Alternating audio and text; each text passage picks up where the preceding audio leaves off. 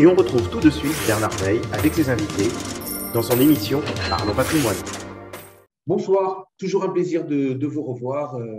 On est maintenant en pleine période de fête et on en est très content, mais on est bien entendu là pour vous. Aujourd'hui, un nouvel édito sur la crypto-monnaie, ces métaverses et tout ce monde qui est vraiment en grand mouvement. Nous, les financiers, les gestionnaires de patrimoine, même si on n'est pas allé, si on n'a pas investi dans ces fonds-là, on s'est tous posé la question pour nos clients, posé la question pour nous à titre personnel. Et on a bien entendu tous regretté de ne pas avoir acheté du Bitcoin quand il était à 1 euro, 100 euros, 400 euros, 1000 euros ou 10 000 euros, vu le prix où il est là. Mais comme tout le monde le sait, nous comme les autres, on est toujours beaucoup plus intelligents après qu'avant. Quelque chose vient peut-être de changer dans le monde des cryptoactifs. Je n'aime pas trop faire de prévisions, mais je me veux plutôt comme un commentateur du présent, un homme d'analyse, plutôt qu'un prévisionniste. Mais c'est Noël et on va faire différemment cette fois-ci. L'univers des métaverses, ces mondes fictifs ou virtuels, tout ce qui s'achète à l'intérieur est en réalité un cryptoactif. Les NFT, en français jetons non fongibles, en sont. Les terrains ou maisons achetés dans les mondes fictifs en sont aussi. Ce sont tous des éléments numériques certifiés par la blockchain. Cela veut dire que l'on n'achète pas une maison dans un monde fictif, mais que l'on échange contre un autre crypto comme actif, comme une crypto-monnaie. Le Bitcoin ou l'Ethereum, par exemple. Quand on veut céder un NFT ou élément numérique certifié, on l'échange à nouveau contre un autre élément certifié de la blockchain. Ça peut encore être un cryptoactif ou autre chose. De là, je me suis dit, imaginons que chaque métaverse soit un peu comme un pays, avec sa monnaie, et qu'à l'intérieur, tout s'achète avec la monnaie du pays, qui sera une crypto-monnaie. Une personne venant du monde réel devrait, comme quand il va dans un autre pays, changer son argent, donc ses euros ou ses dollars, et ensuite, il pourrait faire ce qu'il veut à l'intérieur en respectant les règles qui sont dans le monde réel, appelées les lois. Les métaverses vont se développer et représenteront un jour ou l'autre la majeure partie du monde du divertissement au sens large. Cela ne voudra pas dire que l'on ne sortira plus, que l'on n'ira plus au restaurant, que l'on n'ira plus chez les copains. Cela se passera un peu comme les matchs de foot. Le nombre de personnes qui vont au stade est microscopique par rapport au nombre de personnes qui suivent un match sur un écran. Demain, ce sera dans le monde fictif, car tout simplement du fait de la technologie, ce sera mieux dans un monde fictif que sur son écran de TV. Pour moi, ce sujet est plié et ce n'est plus qu'une question de temps. Maintenant, crypto dans le monde fictif, devise dans le monde réel, chacun reste chez soi, les États gardent la mainmise sur la monnaie dans le monde réel et les géants de la tech ou les géants de demain dans le monde fictif. Et on encadre très strictement le change pour passer de l'un à l'autre. Je m'arrête là et nous commençons le débat. David, vous en pensez quoi? Écoutez Bernard, ce que vous avez dit est passionnant et finalement répond une de mes interrogations premières sur ces cryptoactifs qui était quand même leur utilité économique.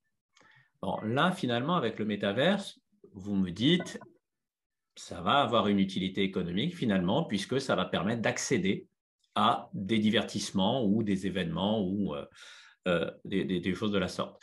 Donc, finalement, ça pourrait même nous aider à trouver des explications aux variations de cours de ces cryptoactifs. Puisque finalement, on pourrait dire que l'évolution de ces cryptoactifs va dépendre de l'intérêt et de l'attrait de ce que l'on va trouver dans le métaverse. Donc, quelque part, moi, votre vision des choses me va bien parce qu'elle me sort finalement d'une énigme qui était pourquoi est-ce que ces cryptoactifs bougent, à quoi ça sert finalement, autre qu'être purement un enjeu de spéculation. Alors peut-être que c'est mon côté un peu vieux jeu, hein, j'ai besoin de trouver des choses qui ressemblent au monde d'avant pour me projeter dans le monde d'après, mais voilà, moi de ce côté-là, ce que vous me dites me rassure plutôt. Ok, on va continuer avec Sidney Oury. Donc Sidney Oury, vous connaissez un petit peu moins, il était déjà là il y a une quinzaine de jours pour vous présenter ses fonds de litigation fund. Il participe maintenant au débat et présentera sa société de gestion tout à l'heure. Alors Sidney, pour vous, c'est quoi ces métaverses, ces crypto-actifs, ces crypto-monnaies? Comment vous voyez l'avenir? Ouais, bonjour à tous. Non, je suis d'accord sur la valorisation, elle est plutôt compliquée à définir, la valorisation des cryptoactifs. Ce que je vois, c'est qu'en discutant avec des gérants d'actifs, c'est qu'aujourd'hui, ils actent avec leurs clients, avec leurs investisseurs, que d'avoir une allocation jusqu'à 5% sur des crypto-actifs peut avoir du sens pour participer à la dynamique et à la tendance. Après, d'un point de vue personnel, je me pose la question de jusqu'où pourrait aller la réglementation des États, des lobbies. Et à ce stade, pour moi, c'est une tendance, c'est une dynamique. Il y a des liquidités dans le marché.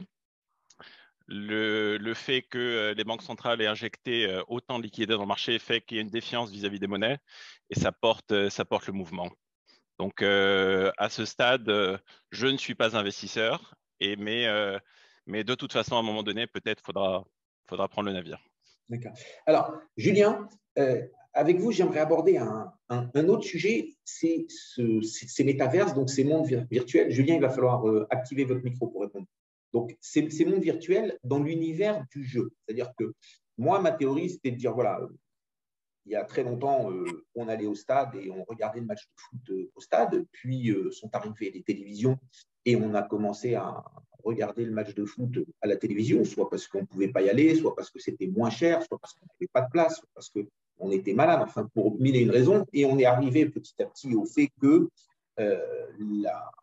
beaucoup plus de gens vont regarder le match à la télévision que ceux qui vont au stade.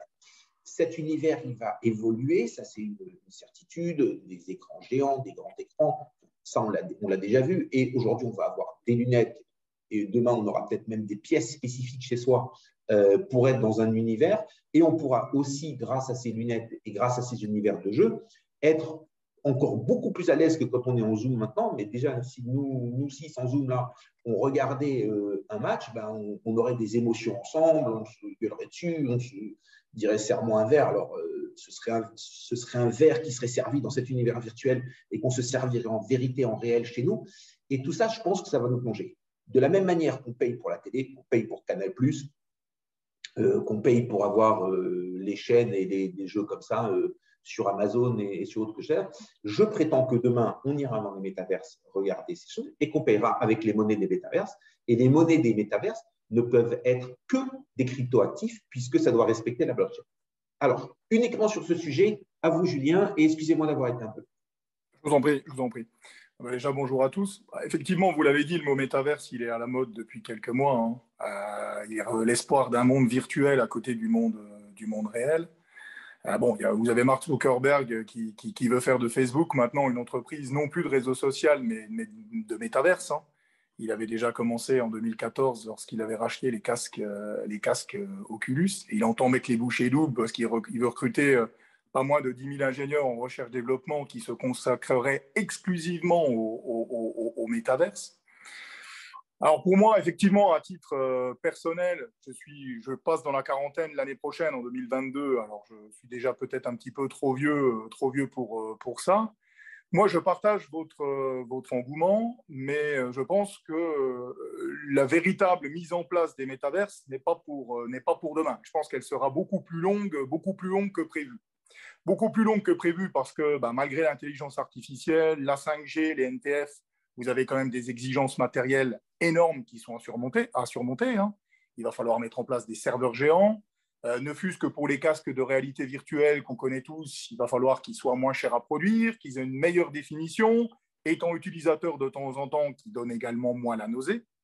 Il va également falloir généraliser le haut débit partout, et on le sait, les déserts numériques, même en France, ça ne concerne pas simplement quelques dizaines de personnes. Et puis au-delà de ces exigences matérielles, moi je me pose la question de ce futur et de ce développement de ces métaverses, c'est le problème de l'empreinte carbone. Car tous ces investissements technologiques immenses, ça va faire exploser la facture carbone. Et à mon avis, notre avenir proche, il implique quand même un rapport de plus en plus vertueux vis-à-vis de l'environnement et vis-à-vis de l'énergie. Donc, je me pose la question de faire cohabiter le développement de ces métaverses qui vont nécessiter des exigences matérielles importantes pour qu'on puisse, comme vous l'avez dit, ressentir de l'émotion à regarder un match de foot lors d'une prochaine Coupe du Monde tous ensemble. Et ce problème, effectivement, ce problème de l'empreinte carbone et ce problème de la gestion de l'énergie. Mais effectivement, ensuite, dans le futur, pour revenir au sujet du débat, à savoir la monnaie, je partage l'avis de David. Les métaverses permettent de trouver effectivement une utilité aux crypto-monnaies et non pas simplement un objet de spéculation. Peut-être que le temps, comme je l'ai dit, que les métaverses se mettent en place, le statut réglementaire des cryptos, il aura augmenté. Est-ce qu'on aura peut-être un crypto-État? Est-ce qu'il y aura peut-être un euro physique réel et du crypto-État avec une monnaie virtuelle qui sera indexée tout simplement à l'argent réel? Mais à mon avis, ce problème des métaverses, en tout cas cette problématique des métaverses, même si c'est un sujet passionnant, je pense qu'il ne sera pas mis en place avant peut-être de nombreuses décennies. Alors là, je vais rebondir sur quelque chose. Il y a un truc très intéressant que vous avez dit, Julien. On va demander l'avis de nos financiers, donc Sidney et David dessus, et après je voudrais l'avis de Yves Colliou qui nous a rejoint sur un autre sujet. Donc, vous, ce que vous dites, Julien, et ça c'est intéressant, vous dites on va peut-être passer à un moment vers un espèce de crypto-euro ou crypto-dollar. Ensuite, les États viendront dire ok les gars, c'est interdit avec vos crypto-actifs. La monnaie, c'est du crypto-euro, du crypto-dollar, du crypto-yen, du crypto-Airbnb et un petit peu tout ce qu'on veut. Mais là, il y a quand même un vrai sujet. C'est que les États lèvent des impôts, les États mettent des taxes, mais les États ne volent pas. Et donc, il faudra pour ce faire racheter la totalité des Ethereum, des Bitcoins, des choses comme ça, et les convertir avec un taux de conversion dans du crypto-euro ou dans du crypto-dollar. Et donc, ils seront convertis avec un taux qui sera établi, qui sera discuté. N'oubliez pas qu'en face des États, ce ne sera pas des petites populations qu'on pourra manipuler, ce sont des géants de l'Internet qui ont un pouvoir énorme par le lobbying aux États-Unis et il faudra discuter entre États. Donc là, juste rapidement, parce qu'on a déjà commencé à prendre un peu de retard, un avis technique de David et ensuite de Sidney là-dessus. Et ensuite, on passe à une dernière question avec Yves. David, c'est à vous. N'oublions pas que par le biais de la réglementation, juste en restreignant l'usage de ces cryptoactifs, on peut avoir un impact très significatif sur la valeur de ces cryptoactifs. On l'a vu, hein, quand certains pays disent non, maintenant, l'usage des cryptoactifs est illégal, ça devient illégal. Alors, ce n'est pas du vol, mais ça y ressemble un peu quand même. Sidney ? Oui, pardon. Non, juste, moi j'ai du mal à me situer. Hein. J'ai le sentiment que Facebook, ils sont en train de mettre leur monde virtuel. Il fallait être le premier à agir et à créer ce monde-là pour après avoir une domination sur ce marché-là. Il y a différentes cryptos. Est-ce que les différentes cryptos vont être utilisées via ces différents mondes virtuels? Ça, aujourd'hui, j'ai du mal à répondre à cette question. Donc, j'ai vu aussi que Nike, ils ont acheté une société qui design des chaussures avec des NFT. Ils ont acheté plusieurs dizaines de millions de dollars cette société pour être la première, entre guillemets, à avoir des baskets dans ce monde virtuel et après pour pouvoir échanger. Non, j'ai beaucoup de mal à me dire. Dans tous les cas, je vois que ces grandes entreprises, elles essaient d'avoir une empreinte et une emprise sur ce monde virtuel-là. Donc forcément, à des moments donnés, ça va se transformer du virtuel au réel. Hein. Je pense qu'on n'y est pas, mais sous réserve qu'il n'y ait pas la réglementation qui les contraigne. Ok. Alors, maintenant, Yves, le sujet que je voudrais aborder avec vous, donc bon, vous êtes sur ce plateau un peu le plus âgé d'entre nous, mais vous avez l'oreille attentive de vos petits-enfants qui sont nombreux et qui sont jeunes, on va dire entre 8 et 22 ans. Et donc, vous avez un retour de leur part. Comme tous les grands-pères, quelquefois, vous mettez la main à la poche. Ils vous ont probablement déjà demandé de les aider pour jouer sur Internet, pour acheter des consoles, pour acheter des éléments leur permettant, peut-être des abonnements aux jeux en ligne qui réunissaient des millions. Comment est-ce que vous voyez ce monde de demain se mettre en place, si tant est que déjà vous le qualifiez comme un monde de demain? Alors, je vais commencer par réagir. Je vais essayer d'être le plus bref possible. Le véritable monde tel qu'il a été décrit, la véritable évolution telle qu'elle a été décrite par Bernard, elle part d'un petit peu plus loin. Quand les spectateurs allaient dans un stade, ils n'allaient que là. Autrement dit, l'équipe de Asnières, Besançon, Toulouse, Toulon, etc., qui jouait, elle avait à proximité une communauté qui se constituait au moment de l'événement et qui l'accompagnait véritablement. L'approuvait, la désapprouvait, peu importe. Et puis tout d'un coup, ce monde a évolué, brutalement, très progressivement, mais malgré tout assez brutalement, parce qu'on peut quitter le monde du foot ou du rugby pour passer aux Jeux Olympiques ou des choses comme ça, où il y avait plus seulement les quelques aficionados qui étaient dans le stade, qui pouvaient se permettre d'être dans le stade, mais potentiellement le monde entier. Et donc, on a complètement changé pour moi le paradigme du système. On est véritablement passé cette fois-ci dans un monde du spectacle où des professionnels donnent un spectacle et des gens viennent voir. On n'est plus dans le sport. Le sport n'est qu'un prétexte à donner un spectacle. Et donc, ce que je comprends du monde qui est en préparation, c'est que d'une certaine façon, avec une autre dimension, on reconstitue potentiellement cette communauté de proximité vis-à-vis du spectacle que l'on regarde. Je reste volontairement sur cet exemple, il y en a bien sûr bien d'autres. Et ça, j'avoue que je ne comprends pas comment ça peut fonctionner. Mais je comprends pas parce que, comme l'a fait aimablement remarquer Bernard, je suis le plus ancien. Je n'arrive pas à appréhender, même intellectuellement, comment ça peut fonctionner. Parce que techniquement, je pense que si on m'explique patiemment, je vais comprendre. Mais ce n'est pas ça le sujet. Le sujet, c'est qu'on reconstitue des communautés plus ou moins vastes, peut-être extrêmement vastes, qui partagent au même moment quelque chose.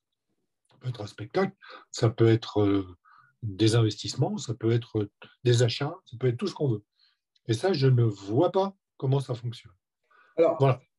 Je vais répondre à ce sujet tout précis en une seconde, et après, ce sera le temps de la conclusion de cet édito. Il y a très longtemps, il y a une centaine d'années, c'est pas si vieux que ça, il y avait déjà des communautés qui se mettaient ensemble de passionnés et qui s'écrivaient par des lettres. Il y a eu des célèbres parties d'échecs par courrier, où donc ça devait être un coup tous les 10 jours ou un coup tous les 15 jours avec le temps du courrier. Des groupes de gens qui correspondaient entre eux en disant un tel m'a dit, je répète un tel, et qui s'envoyaient des lettres parce que c'était une communauté de passionnés. Donc, du fait de la faiblesse des moyens technologiques de l'époque, c'était souvent des tout petits nombres et c'était souvent des ultra passionnés qui avaient appris à se connaître de manière différente. Mais même, on a retrouvé, un jour, j'ai lu un livre avec des correspondances de médecins qui dataient du 19e siècle, où là aussi, ça devait être sur des sujets de médecine et de patients. J'imagine que si la maladie était grave, entre 2-3 courriers, le patient il avait pu mourir entre-temps par rapport à des médecins qui se questionnaient ou qui s'interrogeaient eu égard à leur réputation et les choses comme ça. Et ensuite, la technologie, de toute façon, elle a toujours fait une seule chose depuis le début, la technologie a toujours rapproché les gens. Elle a rapproché les angles, rapproché les idées, donc elle a aussi rapproché les horreurs. Elle permet aux horreurs de circuler plus vite, elle permet aussi aux choses intelligentes et belles de circuler beaucoup plus vite. Mais la technologie nous a toujours ramené vers quelque chose, un moment de l'instant, de l'instantanéité, et on le voit bien avec Internet. On a tous eu cette expérience déjà d'avoir quelqu'un au téléphone qui vous dit tu ne me l'as pas donné, tu ne me l'as pas envoyé, de cliquer en même temps qu'on parle et de lui répondre tu l'as déjà. Et ça, c'est quelque chose qui rapproche. Et je vais vous laisser le mot de la conclusion avec un sujet sur lequel vous n'avez pas répondu. Comment est-ce que vous voyez ça par rapport à vos petits-enfants qui, eux, ont entre 10 et 20 ans? Comment est-ce que vous voyez ça dans leurs yeux ou dans leur tête, dans le monde de demain? Voilà, et ce sera notre mot de la conclusion. Merci de me laisser conclure. Pour le moment, je ne vois rien. C'est-à-dire, alors, je ne vais pas anticiper sur les discussions que nous pouvons avoir par ailleurs. Je fais plutôt partie de la catégorie de gens qui, quand ils donnent des moyens à un individu, le laissent totalement libre de disposer de ses moyens. Autrement dit, j'essaye par éthique personnelle, peut-être à tort d'ailleurs, de ne pas dire à un de mes petits-fils ou une de mes petites-filles, je te donne X euros, c'est pour t'acheter un. Je préfère être dans la situation, tu as exprimé à un moment ou à un autre le besoin, l'opportunité, l'événement, et je réponds à ça. Okay. Mais Non, je ne sais pas répondre. J'ai l'impression qu'ils en sont encore à la période, y compris les plus âgés, où ils sont dans le monde, le nôtre, celui d'aujourd'hui. Ils ne se projettent absolument pas, à ma connaissance, dans le monde tel qu'on l'a évoqué maintenant. Ok, alors là, je vais conclure parce qu'il y a un autre sujet qu'on évoquera plus tard. C'est vrai que c'est peut-être le monde des ultra-geeks, et les ultra-geeks font peut-être énormément de bruit et énormément de mouvements dans ce monde de l'Internet et dans ce monde de la technologie qu'ils maîtrisent parfaitement et qu'ils connaissent le mieux, et c'est pour ça qu'on les écoute. Comme quand un rappeur parle de rap, c'est lui qu'on entend et c'est lui qu'on écoute. On ne va pas demander son avis à quelqu'un qui ne connaît rien ou presque rien. Donc, il y a peut-être aussi un petit peu ça.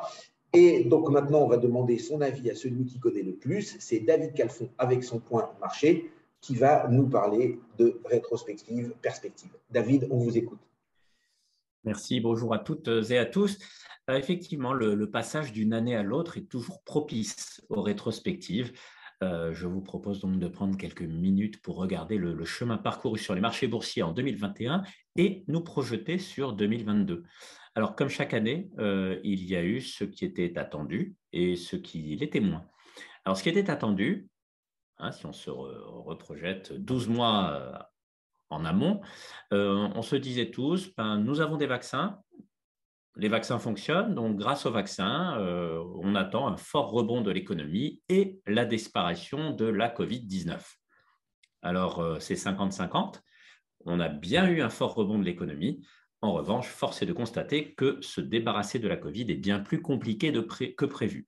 En revanche, il y a quand même une bonne nouvelle dans tout cela, c'est qu'effectivement, on voit bien que les vaccins fonctionnent et que nous avons désormais la conviction de pouvoir éviter un marasme économique comparable à celui vécu en 2020. Alors, par rapport à ce qui était attendu également, on attendait de l'inflation. On attendait une inflation transitoire qui ne devait perdurer que les quelques mois nécessaires pour nous débarrasser des effets de base et régler les perturbations des chaînes de production liées à la crise sanitaire. Soyons clairs, nous avons bien de l'inflation. En novembre, c'est 6,8% en glissement annuel aux États-Unis et 6% en Allemagne, des chiffres que nous n'avions pas vus depuis plus de 30 ans. En revanche, cette inflation apparaît beaucoup moins transitoire que prévu. Est-ce grave? Je ne le crois pas. Lutter contre l'inflation est la chose la plus facile à faire pour une banque centrale. La recette est éprouvée. On monte les taux, quitte à écorner un peu la croissance économique au passage, mais on monte les taux jusqu'à ce que l'inflation se calme. Donc, il est fort probable que cette inflation ne sera in fine pas un vrai sujet et qu'elle s'atténuera, mais plutôt dans la deuxième partie de l'année 2022 qu'à court terme. Donc, ça risque de continuer d'animer les marchés dans la première partie de l'année, mais beaucoup moins dans la seconde.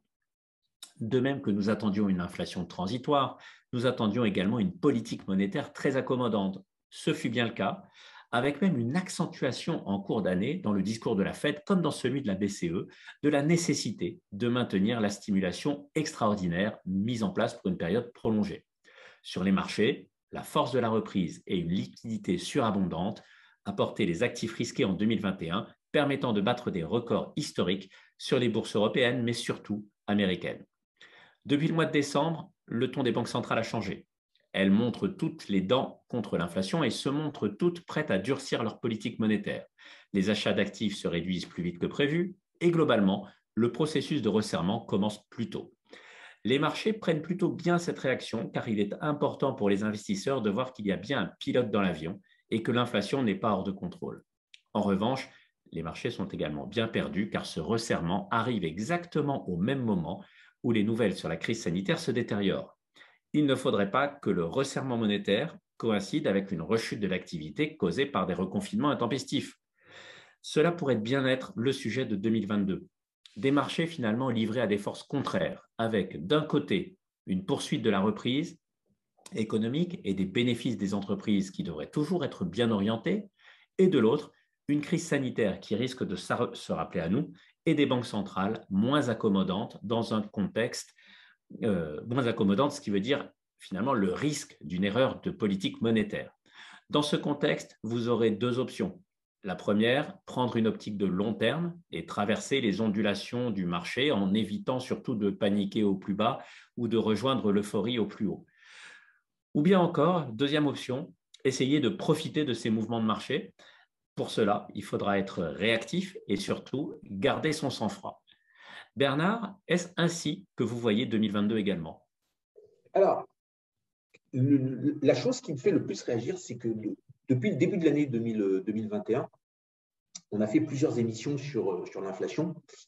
Et jusqu'à il y a, j'ai envie de vous dire, allez, jusqu'à il y a 3 semaines, 4 semaines, tout le monde était unanime pour dire oui, il y a de l'inflation, on la voit déjà dans les chiffres, oui, il va y en avoir, mais il n'y aura pas une inflation des années 80 à 2 chiffres. Et coup de tonnerre, allez, je ne sais pas, je crois que le chiffre il est sorti il y a 3 semaines ou il y a 4 semaines, les États-Unis ont publié une inflation à un seul chiffre, c'est vrai, mais une inflation record, non pas de 30 ans, mais de 40 ans, parce que rappelez-vous, c'était un double top qu'il y avait eu. Il y avait eu le double top en 82 et puis il était revenu un peu plus. Donc en vérité, c'était vraiment l'inflation des années 80. Les États-Unis l'avaient mieux combattu qu'en Europe, donc ça avait beaucoup. Enfin, c'est surtout que le dollar était leur monnaie, donc ils n'avaient pas d'inflation importée. Et donc, à l'époque, le pétrole était assez gênant dans l'inflation.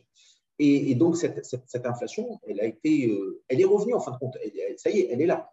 Elle est là, donc on n'a pas les 2 chiffres. Alors, nous, les Français, on pense toujours à nos 13-14% en France. Les Allemands avaient eux aussi un peu moins que nous, et c'est eux qui sont un petit peu plus en avance. Donc déjà, ma question, c'est, ma crainte, c'est, attention, cette fois-ci, elle peut revenir, cette inflation en 2 chiffres. Surtout qu'on a un autre ennemi à gérer, c'est le Covid, la relance. Vu l'argent qu'on a injecté, on ne peut pas se permettre de faire cheat comme ça et de perdre tous ces centaines de milliards injectés. Donc maintenant, il faut pousser la croissance, tenir la machine, éviter l'envolée des prix. Et puis c'est compliqué. Et puis alors, juste particularité en France, il va falloir qu'on monte un petit peu et qu'on fasse très attention. On a une élection présidentielle dans 4 mois, on va dire les 3-4 mois, parce que si on compte les jours exactement, je ne suis même pas sûr qu'il reste encore 4 mois. Voilà. Donc tout ça, c'est ce qui me fait dire cette inflation, elle est beaucoup, beaucoup plus embêtante que ce qu'on avait pu croire en début de l'année, et d'ailleurs un petit peu comme le Covid, hein, c'est-à-dire que chaque fois qu'il s'en va, on se dit que c'est bon, c'est plié, et puis chaque fois, on se rend compte qu'il va falloir un pli de plus si ce n'est pas 2 plis de plus. Alors, merci beaucoup. Alors, en effet, mais ce qu'on risque d'avoir et ce qu'on a gagné depuis les années 80, c'est quand même une certaine agilité des banques centrales. On sait maintenant qu'on a affaire à des banquiers centraux qui sont beaucoup plus réactifs et qui sont capables de manier, j'allais dire manipuler, vous voyez le lapsus, de manier donc les principes d'injection monétaire et de resserrement monétaire de manière beaucoup plus rapide que par le passé. Donc en fait, ce qu'on risque d'avoir, effectivement, c'est cet ensemble de crises suivies de réactions avec donc crainte des marchés, chute des marchés, réaction des banques centrales, reprise des marchés, et ainsi de suite. Et c'est ce qui me fait dire que l'année 2022 risque, au moins pour le début, d'être une année surtout en dents de scie plutôt qu'une année de tendance. Et on va voir ce que Sydney en pense. Il a réactivé son micro, c'est qu'il a sans doute quelque chose à nous dire. Ouais, je suis d'accord sur le stop and go. Hein. On va voir des mouvements de volatilité. On devrait voir des mouvements de volatilité de plus en plus importants. Je suis pas certain que notre vue aujourd'hui, c'est qu'il y a des forces déflationnistes toujours dans le marché qui peuvent arriver du Covid, mais qui peuvent arriver des raisons qui sont liées ou subordonnées au Covid, des fermetures de marché. On le voit, il y a des pays qui sont en train de se reconfiner. Si c'est des pays de matières premières, etc., il peut y avoir des tensions sur les matières premières ou pas, justement, ça peut être le contraire. Et donc, pareil sur la pression des salaires. Donc, je suis plutôt mitigé là-dessus. On n'a pas une forte conviction sur l'inflation en 2022, mais on a une conviction plutôt partagée que la volatilité devrait être plutôt importante. Et donc, oui, il y a soit des vues long terme, comme disait David, assez d'accord, soit des investisseurs qui ont un biais peut-être un peu plus spéculateur et qui vont rentrer dans les marchés quand il y aura de ces mouvements-là, ces phases de marché qui ont prouvé dans le passé que les banques centrales réagissaient plutôt rapidement et que à ce moment-là, rien tout est fait pour que le marché corrige assez vite. Donc Donc oui, nous, on est plutôt dans la perspective d'investissement long terme. On en profite aussi sur les marchés obligataires parce qu'il y a le marché action qui corrige vivement, mais aussi le marché obligataire. Il y a des corrections très importantes, notamment, tu disais, sur les obligations longues, hein, vu qu'il y a des mouvements de taux. Donc si on est plutôt réactif, plutôt agile, ben, on devrait plutôt profiter de ces conditions de marché. Voilà, je pense que la gestion passive devrait plutôt souffrir dans ces conditions de marché, que les gérants actifs devraient plutôt profiter de ces conditions de marché. Julien, vous voulez nous dire un mot là-dessus? Ben, moi, en tant qu'investisseur, je ne suis pas comme Sydney ou comme David, un gérant. Moi, je suis avant tout un investisseur, un petit investisseur, et donc je continue à croire au marché action dans une perspective long terme, ça c'est évident. C'est vrai que je me pose beaucoup plus de questions sur 2022. Il faut dire que l'année 2021, tant en termes boursiers et économiques, a été exceptionnellement bonne, hein. Comme vous l'avez rappelé, on est retourné au plus haut des indices sur les 20 dernières années. Et je pense que on aurait été beaucoup à signer pour une trajectoire des marchés financiers lorsque le Covid est apparu au printemps 2020 avec le premier confinement. Après, c'est vrai qu'aujourd'hui, comme vous l'avez dit, et je vais être un peu redondant, mais les deux points à suivre, ben, c'est vrai que c'est toujours ce satané Covid, hein, qui nous colle un petit peu comme le sparadrap du capitaine Haddock, parce que c'est vrai que dans l'hypothèse où le nouveau variant deviendrait majoritaire, etc., courant du mois de janvier, ben, on le voit bien que la Banque de France a déjà commencé à réviser à la baisse ses prévisions de croissance, hein, donc à peine de 0,1 pour débuter. Mais si les restrictions se poursuivent, on parle d'un nouveau confinement en Allemagne, par exemple, les Pays-Bas ont déjà basculé, ça pourrait peser sur les résultats des entreprises et puis aussi sur la confiance des investisseurs. Et puis le deuxième point, c'est bien sûr cette inflation qui semble beaucoup moins temporaire et provisoire qu'on l'évoquait début de l'automne. Ensuite, l'agilité des banques centrales est un point positif, et plus précisément de la BCE, puisque vous l'avez vu sur les derniers jours, même si Christine Lagarde a réduit et stoppe le programme de rachat d'actifs PEP urgent qui avait été mis en place en urgence d'ici mars 2022, elle se réserve la possibilité de le réactiver si les conditions le permettent. Donc, ce qui pourrait permettre de soutenir l'activité et de soutenir les marchés financiers.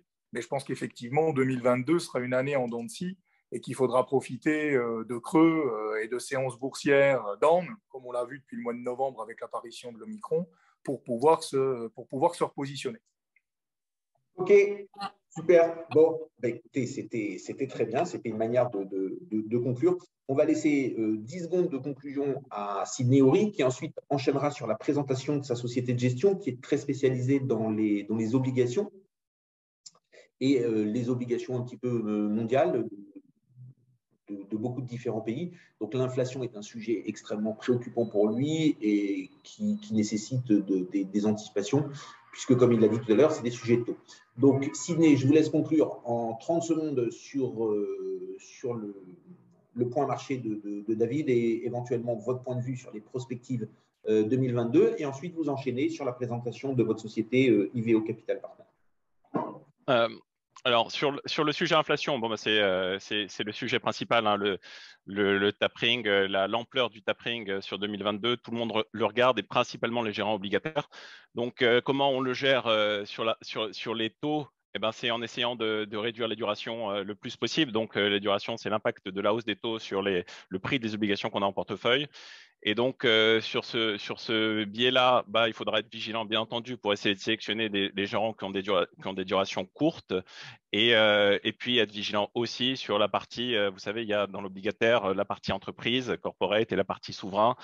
Nous, on est spécialisé sur la partie entreprise et on regarde les fondamentaux des entreprises. Donc, il y a un parallélisme assez important avec les gérants actions aujourd'hui qui cherchent de la valeur fondamentale et d'acheter de la décote ou des prix qui sont pas excessifs par rapport aux tendances actuelles. Donc, sur la partie action, j'ai l'impression qu'on se rapproche plus sur le small et mid cap. On a des prix qui sont plus rationnels que sur le large cap.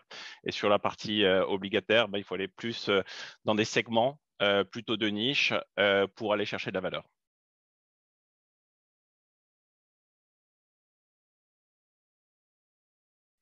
Parfait. Donc maintenant, on démarre avec votre société IVO Capital Partners. D'accord. Donc d'accord, merci. Alors, petit mot, on a créé IVO en 2012. On a travaillé pour une grande banque quelques années, puis on a décidé de lancer l'aventure. On est 3 associés.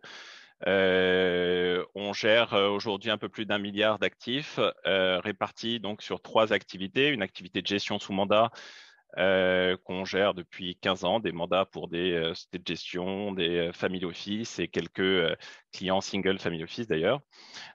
Une activité de fonds UCITS qu'on a développé donc au travers de 4 véhicules. Un fonds IVO Fixed Income qui a été lancé en 2015, qui est un fonds d'obligation d'entreprise à haut rendement et en devise dure. Donc ce fonds-là, créé en 2015, donc un peu plus de 6 ans de track record et qui gère 500 millions d'euros d'encours.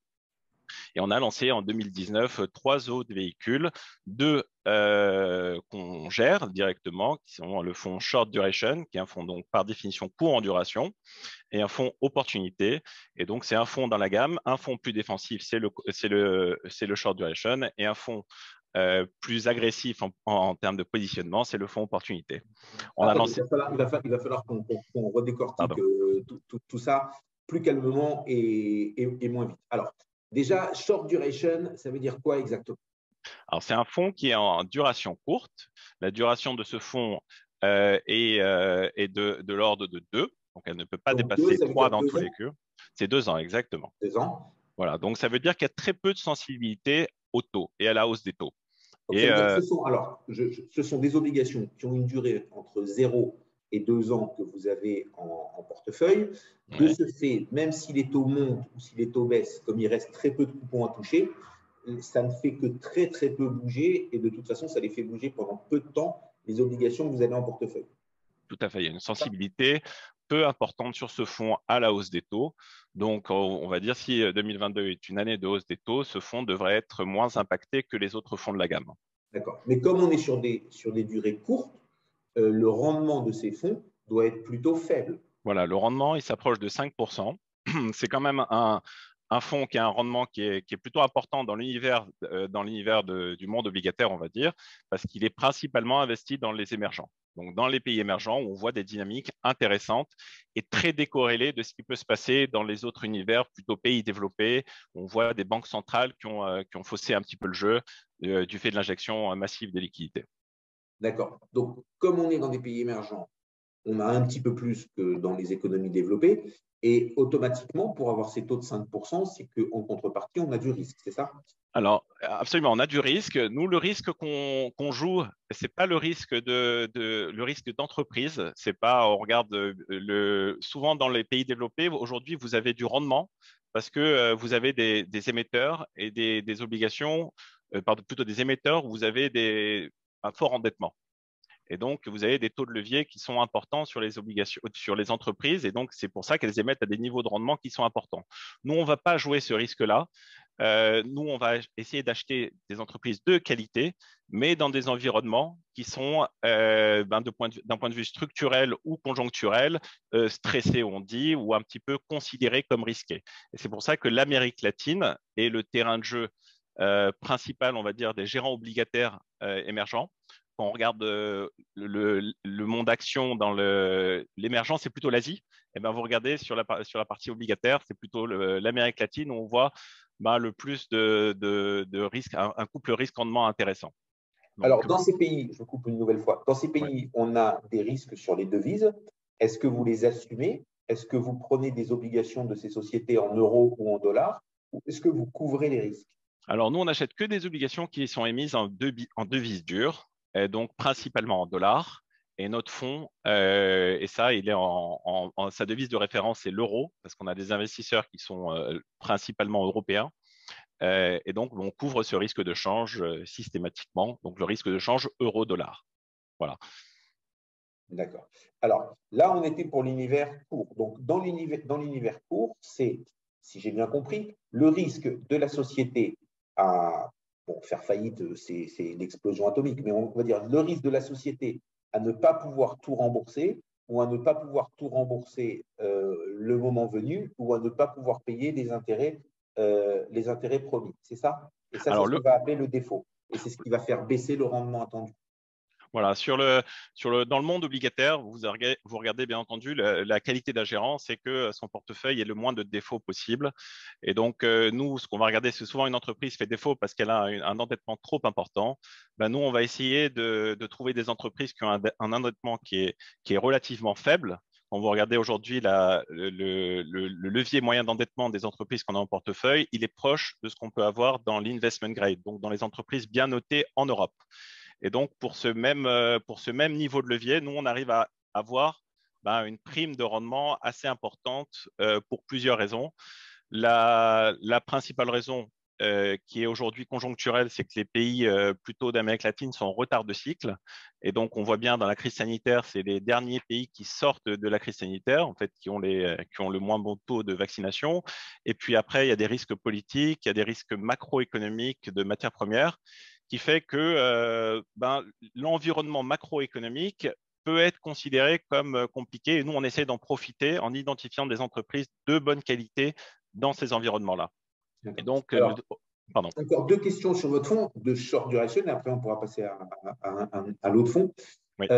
Combien d'entreprises approximativement vous avez? C'est un fonds énorme avec des centaines d'entreprises ou très concentré avec 20-30 entreprises? Non, c'est un fonds il y a une centaine d'entreprises dans le fonds, d'émissions.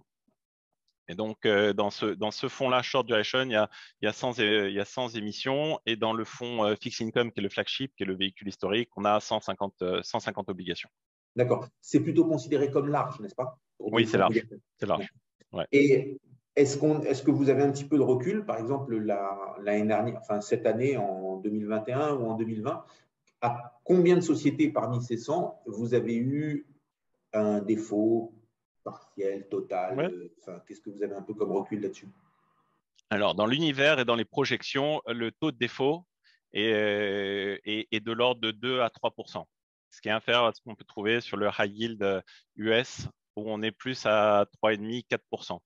Alors, donc, quand on parle de taux de contre-intuitif. défaut, excusez-moi, quand on parle de taux de défaut, c'est tous les défauts? C'est par exemple une société qui peut rembourser son capital et pas les intérêts, ou qui passe un accord avec 90%, comme celle qui passe un accord avec 50%, ou comme celle qui peut rien rembourser du Non, tout? ce qui est considéré comme un défaut, c'est quand vous n'honorez pas votre coupon.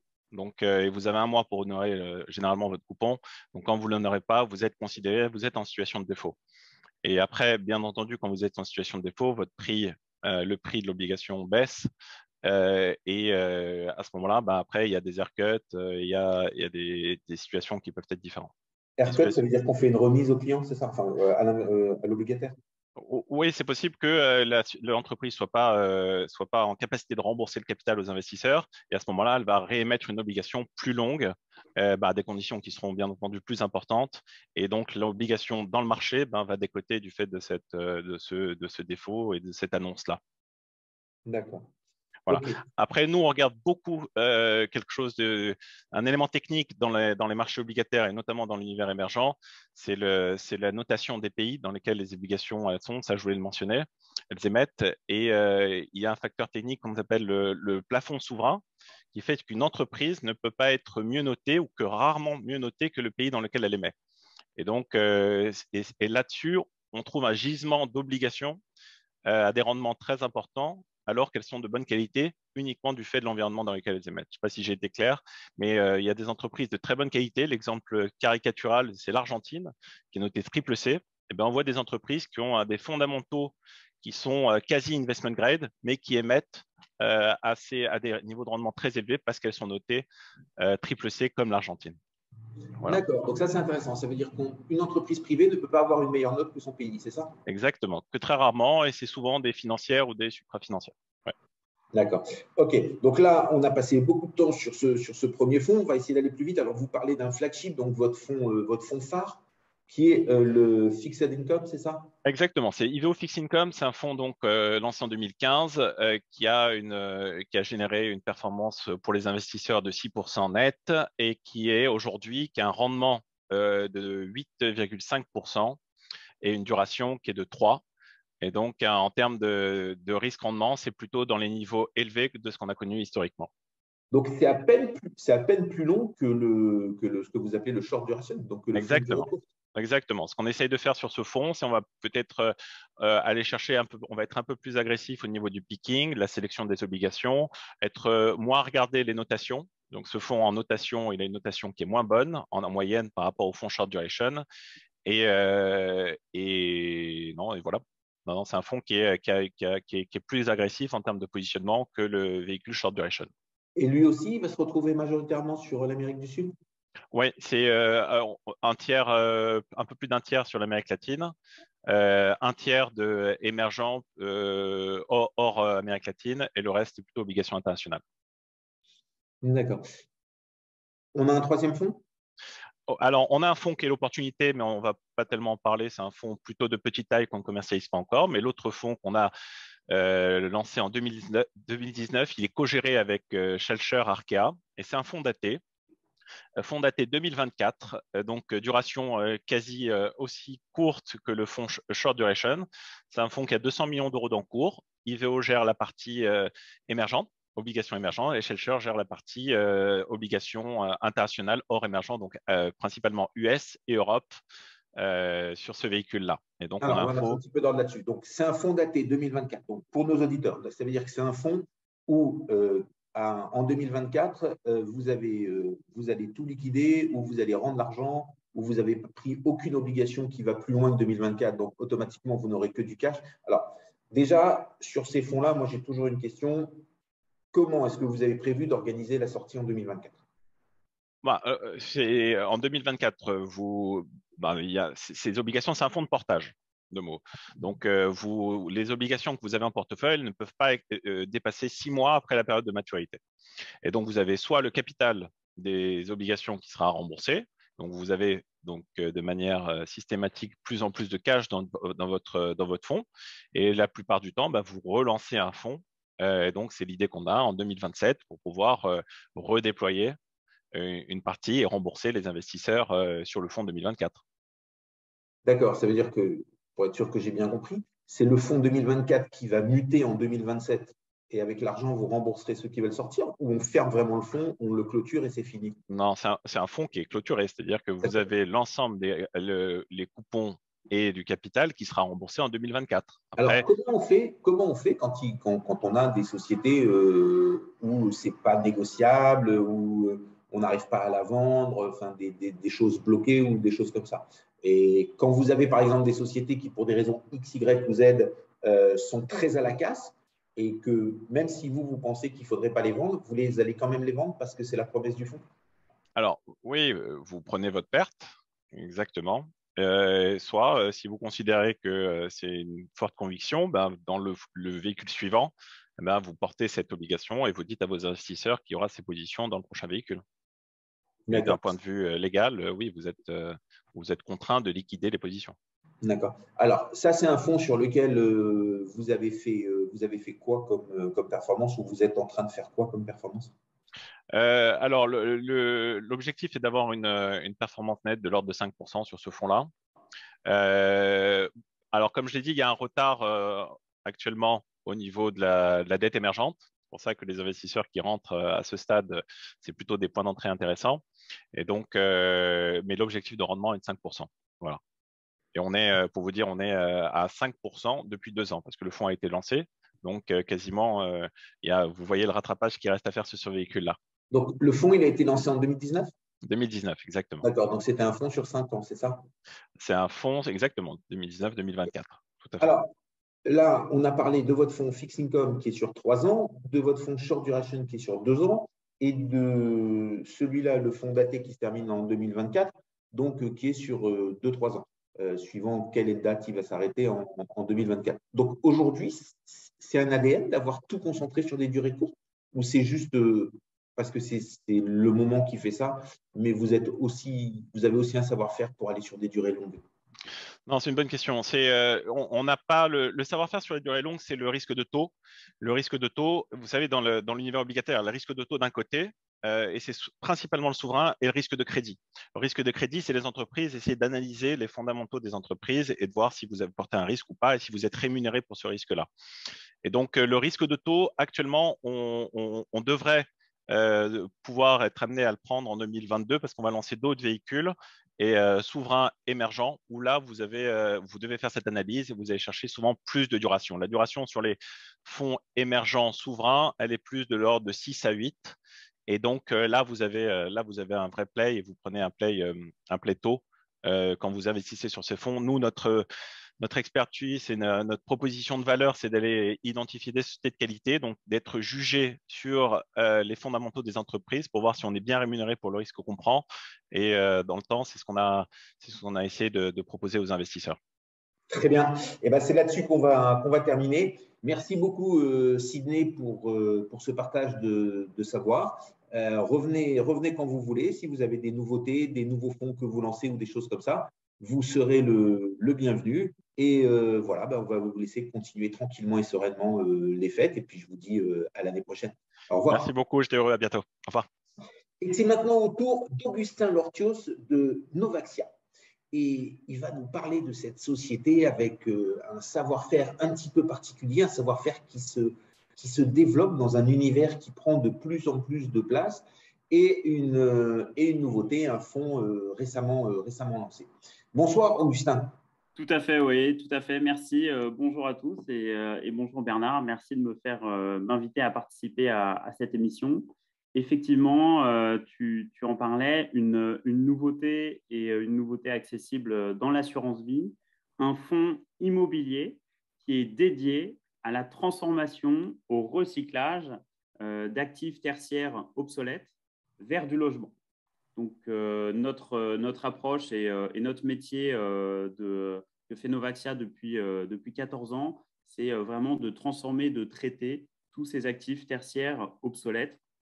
Tertiaire au sens large, ça peut être du bureau, du commerce, de l'activité, de l'hôtellerie, des actifs qui sont aujourd'hui moins utilisés, moins demandés et qui, au moment où ils arrivent en fin de leur cycle de vie, deviennent attractifs pour nous, pour justement anticiper la phase suivante, celle de les transformer donc, en immobilier résidentiel, donc en résidence de logement. Alors, excusez-moi, je vous interromps. Novaxia s'est créé sur cette idée ou Novaxia, au fur et à mesure du temps, a muté vers cette idée? Novaxia, en fait, s'est créé sur cette idée, mais a toujours travaillé sur des projets multiples. C'est-à-dire qu'on travaillait aussi bien de la transformation vers du logement que de la transformation vers du bureau, vers de l'hôtellerie, vers du commerce ou des résidences mixtes. Et c'est vrai que depuis 1 an et demi, Novaxia met vraiment l'accent. C'est aussi par opportunité de marché et très clairement par besoin. On met l'accent sur la transformation vers le logement.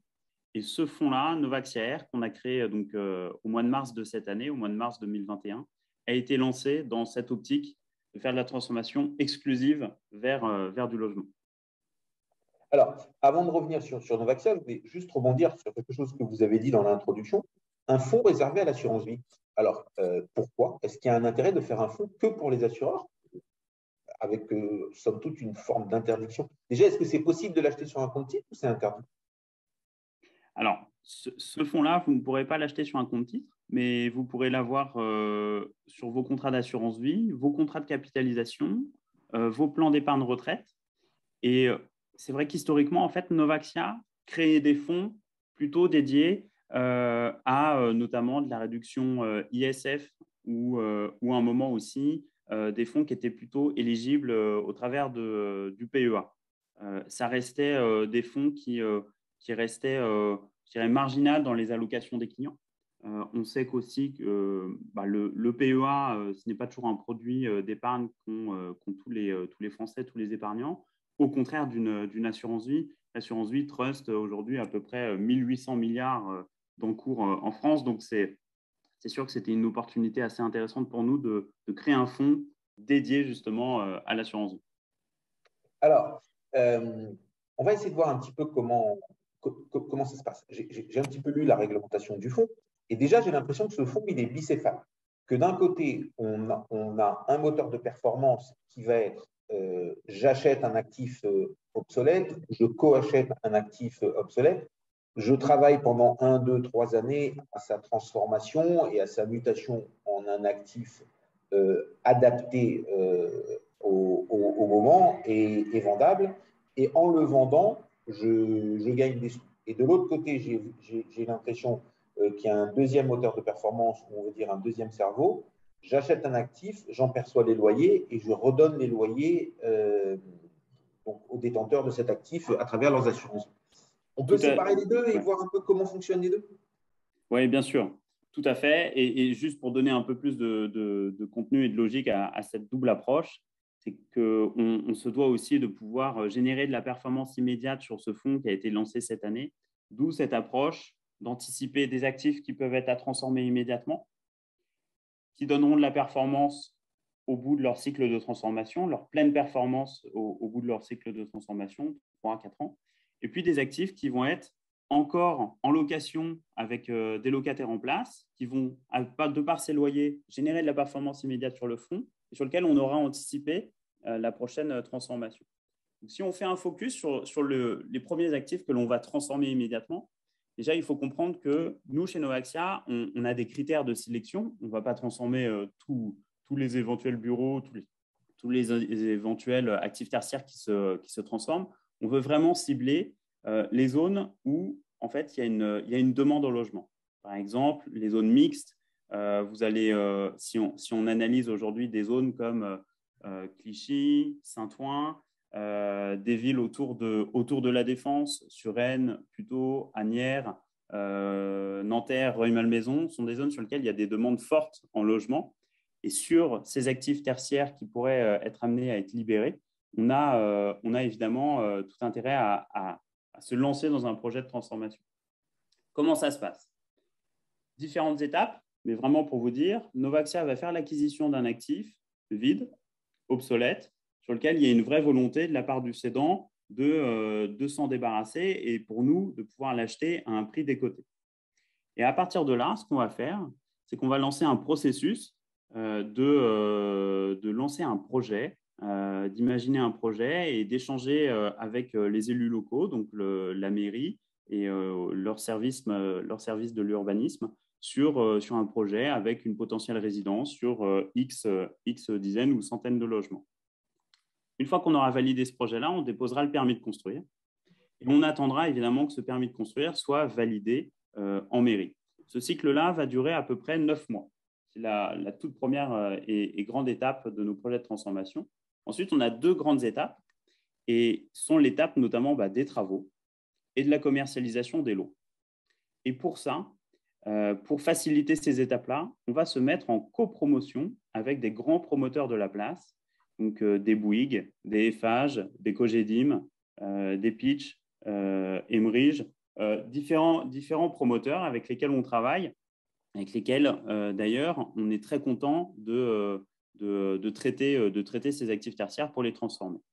Et c'est cette étape-là, l'étape administrative, présenter un projet, obtenir le permis de construire, réalisation des travaux et vente de l'ensemble des lots, il faut compter, comme tu l'as dit Bernard, il faut compter entre 3 et 5 ans pour les plus longs projets. D'accord. Alors, deux questions. D'abord, pourquoi avoir fait un fonds bicéphale et pourquoi ne pas avoir s'être limité à une concentration sur le métier? Et on voit bien quand vous en parlez que c'est vraiment le métier et le savoir-faire. Et ensuite, comment est-ce que dans le temps, on va valoriser ça? C'est-à-dire que vous avez acheté un bien, bien il vaut 5 millions et il est valorisé à 5 millions. Donc ça, c'est assez facile. Ensuite, commence le travail de l'architecte. Pendant que le travail de l'architecte et le dépôt du permis de construire et la réponse de la mairie dure, bon, il se passe à peu près 1 an. Dans cette petite année, on a un marché immobilier qui se valorise ou qui se dévalorise. C'est-à-dire le prix du mètre carré se valorise ou se dévalorise dans la zone. Ensuite, on obtient un permis de construire. Normalement, le permis de construire doit automatiquement revaloriser le bien puisque cette fois-ci, on a un projet définitif. Comment est-ce que vous faites un petit peu toute cette valorisation pour que l'investisseur puisse, lui, en cas de sortie au bout d'1, 2, 3, 4, 5, 6 ans, récupérer la vraie valeur? Donc, j'ai deux questions. J'ai la question pourquoi avoir fait bicéphale et la deuxième question, c'est la question de la valorisation dans ces actifs en transformation. Oui, bien sûr. Alors, bicéphale. Pourquoi? Parce qu'effectivement, comme tu l'as dit, Bernard, sur un actif en transformation, on viendrait toper un premier niveau de valorisation, notamment au moment de l'obtention du permis de construire. C'est une étape qui arrive plutôt autour des 1 an de détention de l'actif. À partir de ce moment-là, on pourra dire, OK, mon actif immobilier cote aujourd'hui à peu près 20% plus que ce que j'avais investi l'année d'avant. Donc, pour s'assurer qu'il n'y ait pas juste une augmentation du 20% au bout d'1 an ou plus ou moins 3 mois, eh bien, on a décidé effectivement de mixer ce fonds avec aussi l'opportunité d'acheter des immeubles de bureaux sur lesquels il y aurait bien sûr une volonté de transformation, mais encore un locataire en place. C'est-à-dire qu'on va acheter parfois des biens sur lesquels il y a encore 1, 2 ou 3 ans de loyer en place avec un locataire et dont on sait pertinemment que derrière cet immeuble tertiaire ou bureau, il est à transformer en logement.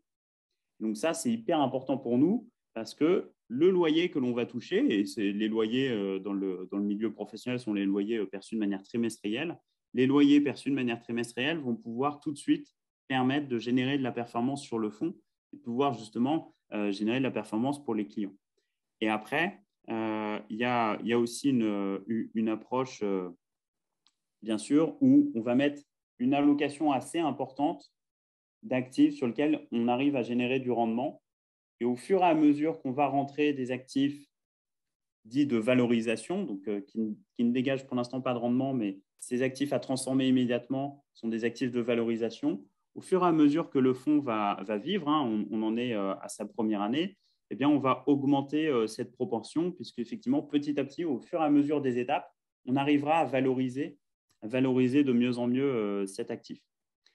On a en parfaite conscience que l'obtention en première année du permis de construire permet une augmentation de la valeur du bien d'à peu près une vingtaine de %, et également que les étapes d'avancement des travaux, de décaissement des fonds de la part des acquéreurs en fonction de l'avancement des travaux nous permettront également d'augmenter la valorisation de ces actifs dans cette échelle de transformation qui est de 3 à 5 ans.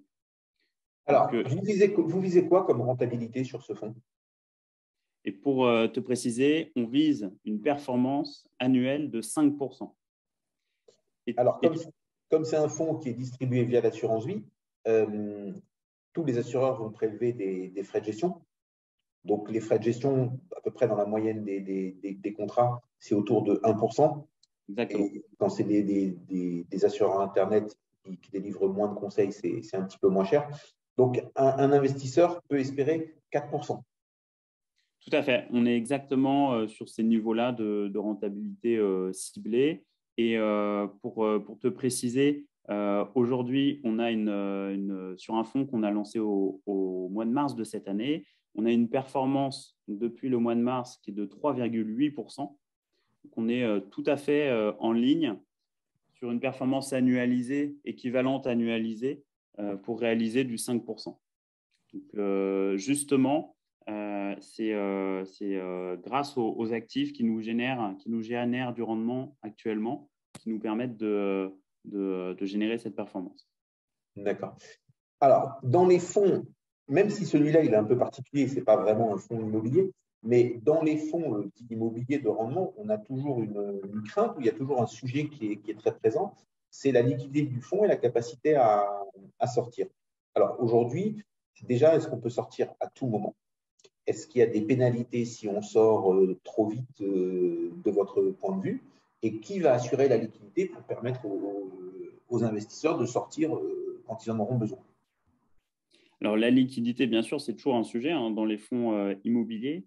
C'est pour ça que nous, par exemple, dans notre fonds Novaxiaire, on se doit d'avoir une poche de liquidité de 10% sur ce fonds.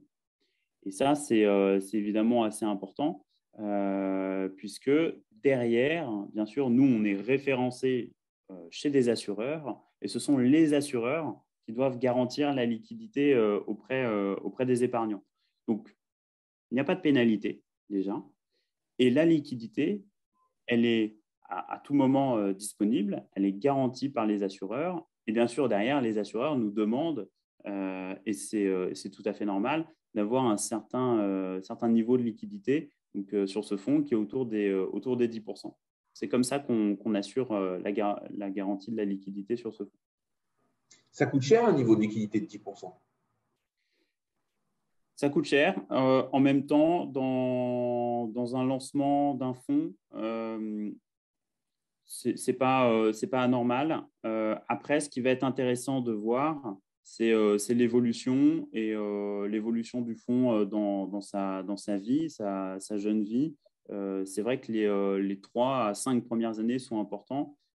Plus on va être investi dans de l'immobilier et plus bien sûr l'impact d'une poche de liquidité élevée sera pénalisante potentiellement sur le rendement.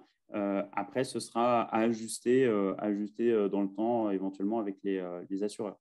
D'accord. Encore 2 questions et après, il sera temps pour nous de passer au sujet d'après. Donc, aujourd'hui, le montant du fonds est de combien? Combien avez-vous collecté? Alors, c'est un fonds qu'on a lancé donc, le 19 mars de cette année.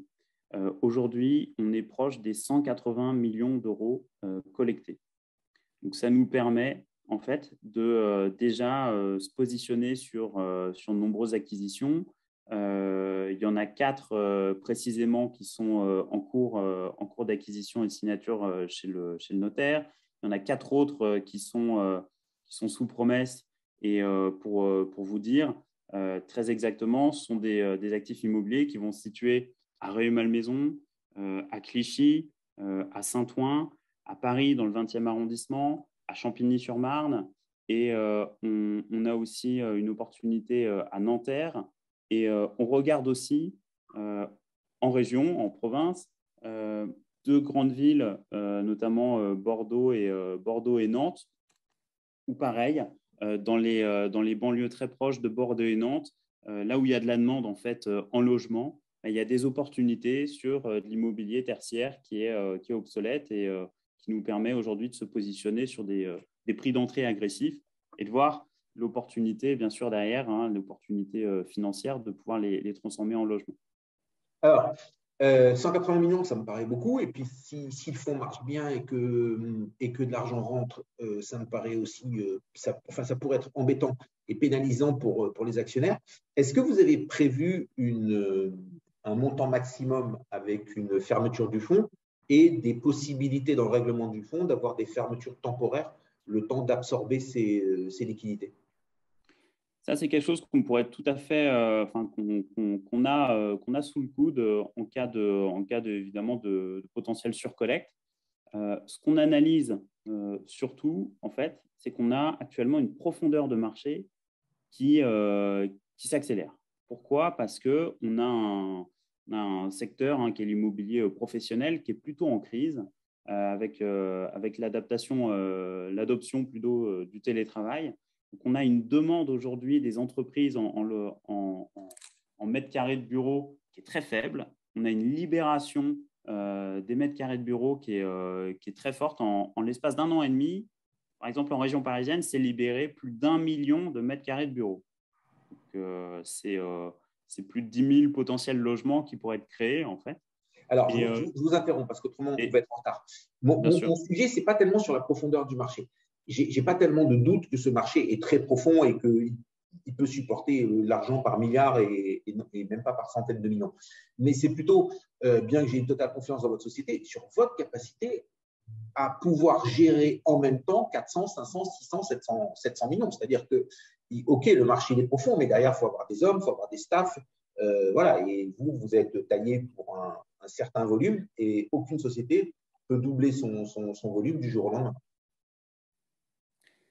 Alors, sans rien de cacher, Bernard, écoute, c'est quelque chose qu'on arrive à faire actuellement.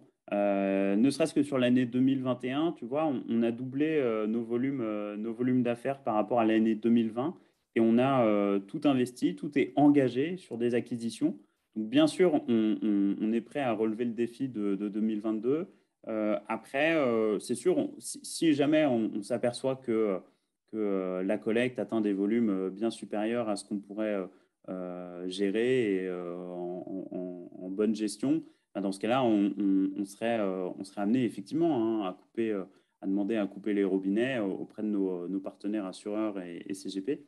Mais pour l'instant, ce n'est pas encore le cas. Mais effectivement, c'est tout à fait quelque chose d'envisageable, je te le confirme.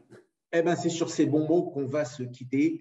Merci beaucoup, Augustin, d'être venu. Augustin, bonne fête. Je ne sais pas si vous avez pris des vacances, mais vous les méritez. Vous le valez bien, comme dirait L'Oréal. On vous souhaite une très bonne année et on vous dit à l'an prochain. Au revoir. Merci Augustin. Bernard. Au revoir à tous. Au revoir. C'est maintenant au tour de notre débat. Notre dernier débat de l'année avec Charles-Henri Tournaire de Pax Familia, moi-même et Yves Colliot, ancien directeur général de GDF Suez. Le thème du débat est « Doit-on préférer l'équité à l'égalité en matière de succession ?» Comment le savoir sans en parler? En fin de compte, je reprends deux thèmes qu'on avait abordés avec Charles-Henri Tournaire de la société Pax Familia. Le premier, c'était égalité ou équité, comment est-ce qu'on doit aborder une succession? Et le deuxième, c'est ce qu'il m'avait dit à la fin de la première émission, il m'avait dit de toute façon, rien n'est possible si on n'en parle pas dans les familles. Et il m'avait dit souvent, c'est encore plus compliqué de parler de l'argent, surtout de son propre argent et encore plus de l'argent de la famille dans les familles, que de décider si on veut être égalitaire ou dans l'équité. Là-dessus, j'ai demandé à Yves Colliot de me rejoindre parce qu'un jour, il m'avait dit quelque chose qui m'avait fait réfléchir et il m'avait dit en matière de succession, je veux être égalitaire et alors qu'en matière, quand j'ai éduqué mes enfants, je leur ai donné pour leurs études un droit à tirage. Je m'en fichais de savoir si elles allaient faire des études chères ou des études pas chères, mais ce que je leur disais, nous paierons vos études. Faites les études que vous voulez, que vous souhaitez, nous les paierons. Et on sait qu'en France, ça peut vraiment, on peut avoir des études de commerce qui peuvent coûter très cher avec ensuite des passages à l'étranger et des études de médecine prises en charge par la faculté. Et là, c'est un peu le miracle ou la magie française, pourvu que ça dure, où on devient médecin avec très peu de moyens. Et je me suis dit, allez, réunissons-nous et faisons un petit débat là-dessus. Donc, on va tout de suite commencer à rentrer dans le vif du sujet avec Yves Colliot. Et je voudrais juste parler avec lui sur ce micro-sujet, équité ou égalité en matière de succession. Et ensuite, on passera à Charles-Henri pour essayer de voir un petit peu comment ça s'oriente aussi en matière légale et comment est-ce qu'on appréhende les choses. Bonsoir Yves. Alors, équité ou égalité? Bonjour. D'abord, quelques mots rapides hein, de contexte. Il est vraisemblable, il est même certain, que tous les raisonnements que j'ai pu tenir et toutes les réflexions et les échanges que j'ai pu avoir au sein de la famille ont été influencés par la très forte interpellation que j'ai reçue quand j'ai vu le comportement des individus, y compris les plus éduqués, au moment des partages de testaments. Simplement, pour illustrer par une anecdote, j'ai toujours été émerveillé par la capacité de 3 personnes intelligentes à se partager Larousse en 3 volumes en prenant chacun un volume. Effectivement, on est dans un monde que je ne comprends pas, que je ne peux pas appréhender. Évidemment, quand on parle de donation, quel que soit le moment où on les fait, je ne parle pas des cas d'urgence. Je ne parle pas de la fonction que je qualifierais de SAMU que tout chef de famille, s'il faut prendre une vieille appellation, se doit d'observer, à mon sens. Je mets en arrière-plan toute la réglementation sur les successions et les optimisations fiscales qui peuvent avoir des effets d'accélération, etc. C'est dans le contexte, il ne faut pas être naïf, mais ce n'est pas le sujet. Ceci étant, je suis plutôt pour l'égalité, tout en observant que cette égalité, pour être stricte, encore faut-il pouvoir se le permettre. Je m'explique. Vous avez 3 enfants. Un enfant a besoin d'un coup de pouce pour accéder à la propriété, faire quelque chose, peu importe. Ce coup de pouce, clairement, et dans le cas précis, après échange en famille, les frères et sœurs incitent le père et la mère, à donner ce coup de pouce. Je pense que ce coup de pouce, quand on peut le donner sans problème, il faut donner la même somme à chacun des enfants. Évidemment, quand on ne peut pas, il faut bien veiller que ça soit clair, parce que le coup de pouce à celui qui en a besoin, qu'il ne faut pas mettre en situation d'échec, soit comptabilisé tout à fait proprement, de manière à ce qu'il soit bien clair qu'il y a une simple accélération du temps et en aucun cas un geste de favori de l'un par rapport aux autres. Alors, je vais vous arrêter là. Voilà, je m'arrête là. Parce qu'il y a beaucoup de choses qui ont été dites qu'on va devoir décortiquer une à une. Et après, on reviendra sur cette notion de favori qui peut aussi être un des blocages à la parole dans la famille. Alors, Charles-Henri, équité, égalité, comment vous réagissez aux paroles d'Yves Colliou en les mettant en transparence avec la loi et avec votre expérience et avec tout le travail que vous avez fait sur le sujet? Bonjour tout d'abord à vous deux et aux personnes qui nous écoutent. Alors, je crois que c'est comme on l'a déjà vu lors de nos 2 dernières séances, lorsqu'on avait abordé ces sujets-là, je crois qu'il n'y a pas de vérité, il n'y a pas de marche à suivre, si ce n'est que je crois qu'il faut faire les choses en bonne conscience et se demander pourquoi on les fait et pourquoi aussi elles pourraient être mal interprétées. Puisque je crois que finalement, quand les choses se passent bien, on va peut-être un peu moins se questionner. Quand ça se passe mal ou quand on pense que ça pourrait mal se passer, on se demande comment est-ce que justement on pourrait prévenir tout ça. Alors, l'idée de l'équité ou de l'égalité, finalement, je crois qu'on parle là de justice. Et la justice, je crois que c'est quelque chose légalement qui est établi par des lois et on va dire plus personnellement parce qu'il nous semble, nous, être cohérent par rapport à nos principes, nos idéaux, les valeurs qu'on a pu recevoir, etc. Alors, d'un point de vue légal, et pour rebondir sur ce qui a été dit auparavant, en France, effectivement, on peut donner un coup de pouce aux enfants, en France ou n'importe où d'ailleurs, mais moi je parle de la France puisqu'il y a des règles effectivement qui ont des impacts aussi fiscaux qui peuvent s'appliquer. Typiquement, voilà, le coup de pouce, moi ça m'est souvent arrivé, voilà, j'ai donné un peu d'argent, un peu c'est combien, je sais pas, 100 000, 200 000 euros. Bon, ça c'était peut-être il y a quelques temps, et puis on n'avait pas déclaré. Bon, déjà il y a un problème fiscal, mais bon, ça c'est pas forcément l'objet d'aujourd'hui, mais ça peut aussi causer des soucis. Ensuite, le fait de donner un coup de pouce, il faut voir comment est-ce qu'on interprète ce coup de pouce. Est-ce que c'est un présent d'usage? Est-ce que c'est une donation? Est-ce qu'on finance des études, etc. Et pourquoi je dis ça? Parce que ça a un impact qui n'est pas neutre. En matière d'égalité, et là je parle d'égalité puisque les textes effectivement sont plus dans une approche égalitaire ou en tous les cas une approche qui doit faire respecter certaines règles, les règles de la réserve, de la quotité disponible. La réserve en 2 mots, c'est-à-dire que des enfants doivent au minimum avoir une part dans la succession, qui dépend du nombre d'enfants que l'on a. Et puis la quotité disponible, c'est ce qu'on peut disposer à un ou plusieurs des enfants ou à d'autres personnes extérieures. Voilà, donc ça, c'est aussi les sujets à avoir.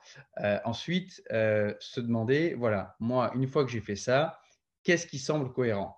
Alors, parfois, on peut avoir un enfant qui sera handicapé, qui n'aura peut-être pas eu les mêmes chances, pas la même réussite, et on veut l'avantager. On veut l'avantager ou compte tenu de ce qui existe, c'est-à-dire avec un plafond qui est la réserve, ou peut-être un peu plus que ce qui serait possible, le cas de l'enfant handicapé, en se mettant autour de la table avec ses enfants et puis en se disant, voilà, effectivement, je parle de handicap, mais ça pourrait être d'autres, voilà, 2 enfants qui ont très bien réussi et puis le troisième qui n'aurait pas eu la même réussite, et se dire, voilà, on va aider un peu plus le troisième, et puis est-ce que vous seriez donc d'accord pour qu'on avantage et que le jour de la succession, on ne puisse pas remettre tout ça en cause? Et ça, c'est des choses qui se font avec certains mécanismes comme ce qu'on appelle la renonciation à l'action en réduction, peut-être par une assurance vie dans une certaine mesure, etc. Voilà, il y a différents mécanismes et effectivement, je crois que tout ça donc il y a la partie légale, mais il y a aussi la partie, je crois, morale. Et donc c'est là où peut-être on rejoint un petit peu ce que disait M. Colliou, c'est-à-dire que je crois que, voilà, j'ai compris que votre souhait était de préserver l'égalité et que si vous donnez à un, vous voulez que les autres aient forcément la même chose. Alors, il peut y avoir aussi une donation, enfin, peu importe comment on l'appelle, quelque chose qui puisse être différé dans le temps, c'est-à-dire qu'on donne à un des enfants aujourd'hui et puis les autres pour récupérer sur la succession. Alors, il n'y a pas de règle particulière, mais je crois que le but de tout ça, c'est de préserver la bonne entente entre tout le monde. Et c'est ça qui est souvent très compliqué. Alors, moi là-dessus, j'ai d'abord quelque chose à voir. Il y a un sujet que j'ai où j'aimerais avoir, alors très rapidement, à l'un et l'autre, votre réaction à chaud sur cette phrase. Moi, j'ai l'impression que quand on dit je vais vers l'égalité, c'est quelque part parce qu'on ne veut pas d'histoire. On ne veut pas d'histoire avec soi-même, on ne veut pas d'histoire avec ses enfants, on ne veut pas d'histoire entre ses enfants. Et on sait que l'égalité, c'est assez facile. J'ai 3 millions, je donne 1 million à chacun. C'est fini. J'en ai 10, là c'est un petit peu plus compliqué parce que ça ne se divise pas par 3, mais on va y arriver à un petit euro près. Quand on veut rentrer dans l'équité, d'abord l'équité, ça ne veut rien dire. C'est l'équité de son propre point de vue. De son propre point de vue, ça veut déjà dire que son équité peut être différente de l'équité de son épouse.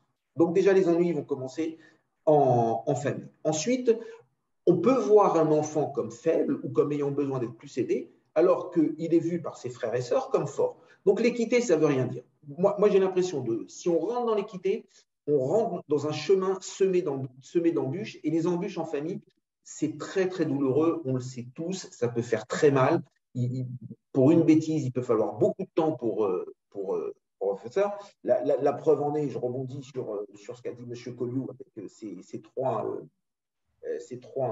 Larousse, c'était équitable, ça a été facile. Après, de savoir lequel des trois en avait le plus besoin, ça aurait été un petit peu plus compliqué de savoir qui avait le plus besoin de s'éduquer avec ses Larousse pour ne pas en réclamer qu'un seul homme. Bon, ça, c'était juste pour rigoler. Voilà. Donc, moi, je pense que choisir l'équité, c'est choisir les embrouilles. Et naturellement, personne n'a envie de choisir les embrouilles. Et quand on va vers la fin de sa vie, on est à un certain âge, on a plutôt envie de calme que d'affronter des embrouilles. Alors, rapidement, Yves et à chaud, qu'est-ce que vous pensez de ça?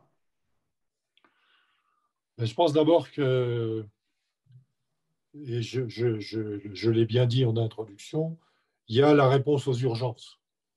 Alors les urgences, elles ne sont pas forcément quelque chose qui est très rapide dans le temps. Il y a la réponse aux urgences. Et là, je dois dire, et ça rejoint l'approche que l'on peut avoir sur un enfant handicapé, etc. Je dois dire qu'il n'y a pas de réponse toute faite. C'est la situation réelle de la famille réelle qui fait qu'à un moment donné, et là, évidemment, je ne peux pas concevoir qu'il y ait une inégalité de traitement qui soit déclenchée sans qu'il y ait eu débat, prise de conscience de tout le monde. La fiscalité, on la résoudra toujours. Hein? Bien. Donc, pour moi, la réponse aux urgences, elle existe. Je ne pense pas y avoir été confronté véritablement compte tenu de ce que nous avons pu faire pour les enfants et petits-enfants, mais elle existe, incontestablement. Après j'ai tendance à dire qu'on peut écrire des livres sur égalité, équité, équité, égalité, et que s'il faut résumer en 2 phrases, je reste partisan de manière dominante, principale, par le principe d'égalité, en ayant, je l'espère, une approche partagée de l'équité qui doit régner compte tenu de ce qu'est vraiment la vie. Alors là, je suis 100% d'accord avec vous. Vous mettez de l'eau à mon moulin. Je pense que vous dites exactement ce qu'il faut pour ne pas avoir d'embrouille. Voilà. Il faut rester égalitaire et être équitable dans l'égalité. Ça veut dire qu'on a tous peur de se brûler. Charles-Henri, vous en pensez quoi? Et alors, peut-être pas vous à titre personnel, mais quand vous voyez… Je vais intervenir après. Oui, avec joie. Mais peut-être pas vous à titre personnel, Charles-Henri, mais quand vous voyez vos clients venir et vos clients vous dire, les parents venir enfants, ou même des fois ça peut être les parents, les grands-parents, parce que maintenant, heureusement,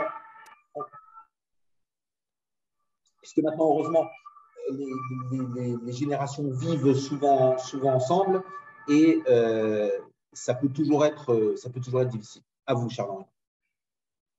Oui, écoutez, je crois que ce qui a été résumé, c'est finalement assez juste. Je crois que l'équité, on peut le voir comme un moyen et l'égalité un résultat. C'est-à-dire que on peut se dire, et ça vous l'avez justement souligné Bernard, que c'est quelque chose finalement qui est plus facile de se dire, ben voilà, j'ai 3 millions, je vais les partager en 3 fois 1, c'est plus simple. Finalement, bon, on évite les problèmes, tout du moins je pense qu'on croit les éviter, parce que c'est la facilité, c'est pas ça qui souvent résout les problèmes, et je crois que dans certains cas, ça peut très bien marcher, mais certainement certaines personnes qui nous écoutent se diront, bah, nous, avec mon frère et mes sœurs, ou j'en sais rien, bah, ça s'est très bien passé, on n'a pas eu besoin de faire tout ça, et c'est tant mieux. Après, on se rend compte aussi, et bon, c'est vrai que quand on vient chez le notaire ou chez le conseiller en gestion de patrimoine, on n'a pas forcément les cas les plus sympas, puisque bon, quand ça se passe bien, généralement, on en parle un petit peu moins et donc on a peut-être une vision un peu plus sur des cas où ça se passe un peu moins bien. Mais enfin, en tous les cas, je crois qu'il faut du courage pour aborder les choses, pour se dire, voilà, comment est-ce que je peux parvenir à une situation égalitaire compte tenu eh bien, des différences qu'il y a pu avoir. Voilà, et je crois que ça, c'est important, les différences, les chances dans la vie. Peut-être que voilà, j'ai eu des enfants à différentes périodes de ma vie, qu'ils n'ont pas eu les mêmes études, peut-être parce qu'à un moment donné, je ne pouvais pas leur offrir les mêmes que celles que le dernier a pu avoir, j'en sais rien, je n'avais peut-être pas la même vision sur les choses. Enfin, je crois que c'est l'égalité est finalement une solution de simplicité, mais qui ne répond pas réellement à la réalité des choses. Donc, je crois que chaque situation est différente, chaque situation est particulière, on ne peut pas faire une généralisation comme je l'ai dit au début. En revanche, c'est vrai que se contenter de l'équité, pour moi, et en plus, je peux vous dire ça, c'est pas parce que j'en parle maintenant et que j'ai déjà eu différents cas qu'à titre personnel et à titre familial, j'ai forcément les recettes et que tout se passe forcément comme ça devrait se passer. Parce que sur la base de tout ça, il faut qu'il y ait une communication. Et la communication n'est pas toujours facile en famille. Attention, c'est le deuxième sujet, ça. Hein. Non, pas trop loin. C'est le deuxième sujet, mais c'est en lien. Parce que aller vers l'équité, c'est avoir du courage, c'est se dire, voilà, on va parler, on va échanger. Je crois que la base de tout, c'est l'échange. Et si on n'a pas une possibilité d'échanger dans des familles où les contextes sont compliqués, je crois que malheureusement, c'est la loi qui s'appliquera tout bêtement et qui parfois ne sera pas satisfaisante. Parce que ce qu'on doit retenir, je crois que c'est les successions, c'est pas en soi, ce ne sont pas les problèmes. Ce sont souvent le moment où se cristallisent un peu tous les ressentis, tout ce qu'il y a pu avoir durant une vie, les sentiments d'inégalité, d'inéquité, enfin peu importe, qu'on a pu avoir entre les frères et les sœurs. Oui, toi tu as été le préféré, la favori, etc. Et je crois que c'est là où ça se cristallise, mais ce n'est pas de la succession. C'est vraiment le moment où, voilà, là on est face au notaire, la personne qui était à l'origine d'un patrimoine, d'une transmission, mais qui dépasse une transmission patrimoniale. Hein. Il y a aussi un patrimoine immatériel qui est transmis, il y a toute une série de choses qui sont transmises. Et je crois que c'est vraiment le moment où ça se cristallise. Alors, le moyen de pression qu'on a sur les autres, si on veut mettre un petit peu la pagaille, ce sera peut-être de retarder une succession, de ne pas être d'accord sur des valorisations, etc.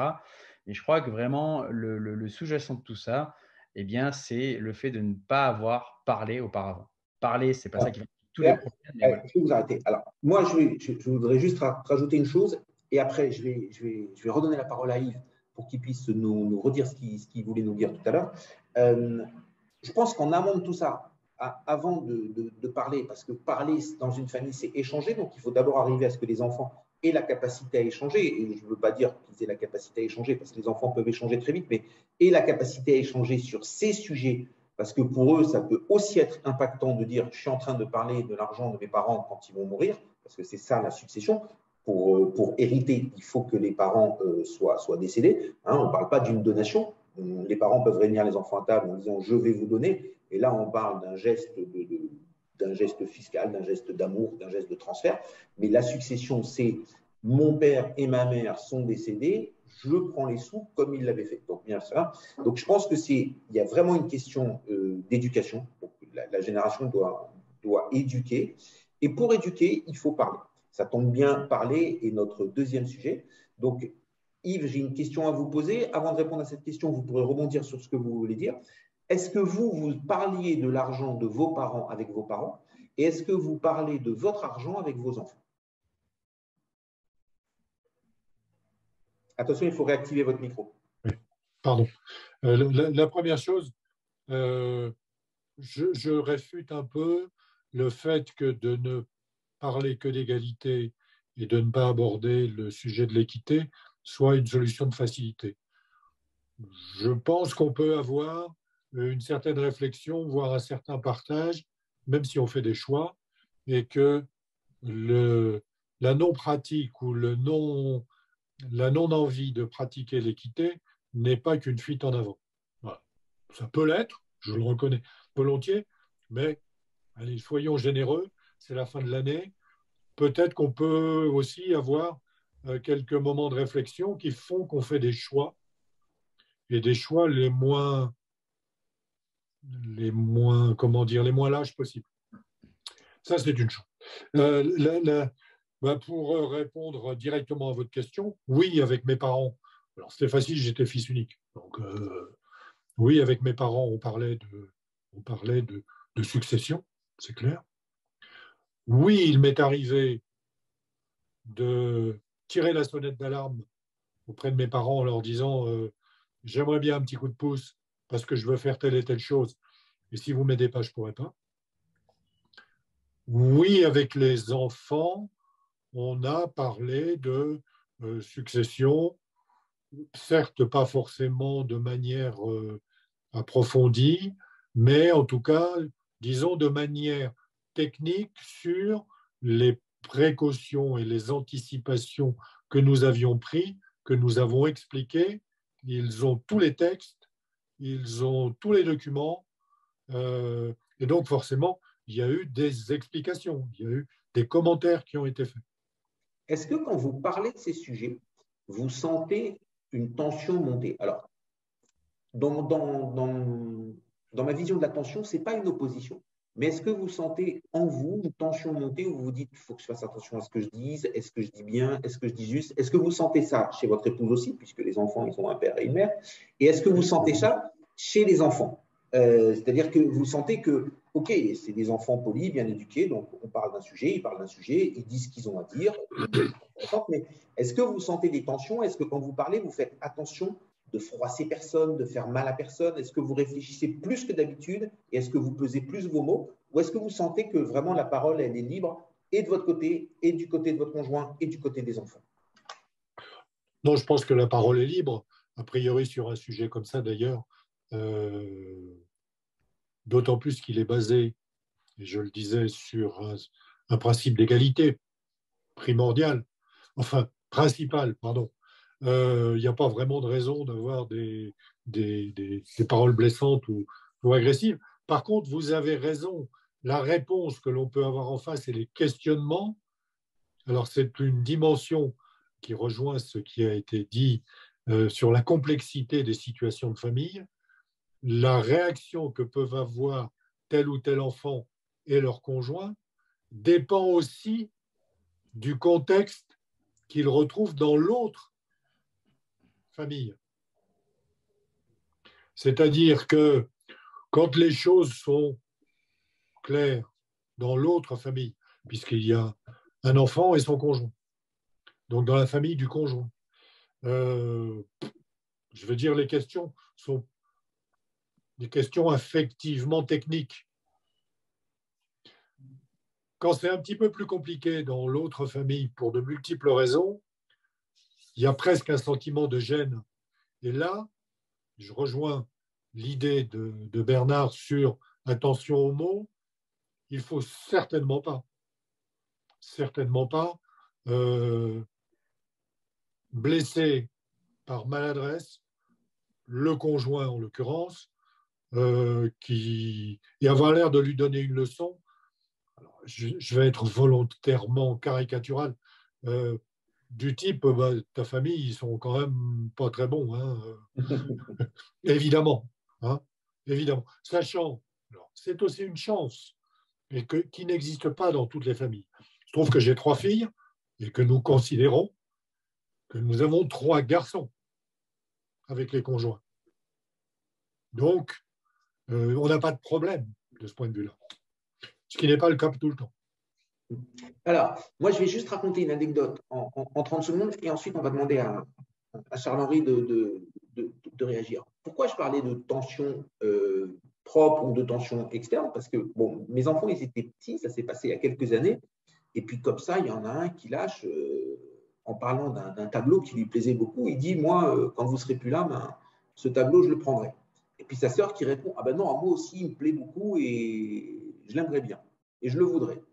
Et dans ma tête, je me suis dit, ben maintenant, je vais devoir ou choisir, ou les laisser choisir. Et bien sûr, je n'ai pas relevé, je leur ai dit, bon, de toute façon, ce n'est pas à l'heure du jour qu'on s'en aille, donc il y a encore un petit peu de temps pour décider. Mais dans ma tête, je me suis tout de suite dit ça. Et c'est dans ce sens-là que je parlais de tension, c'est-à-dire que la face du monde n'a pas changé, mais j'ai senti cette petite tension monter où je me suis dit, où il va falloir choisir, où il va falloir les laisser choisir. Et voilà, c'était juste une petite anecdote.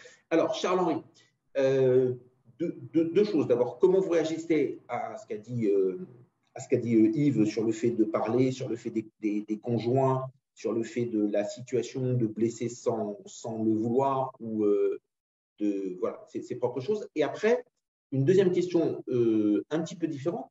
Comment vous vivez ça dans l'organisation? Puisque vous, dans votre métier, vous êtes plutôt dans le apprendre aux gens à faire ou apprendre aux professionnels à agir en conséquence pour que leurs clients puissent faire bien. Donc, comment vous restez en restant concentré sur le sujet du parler en famille?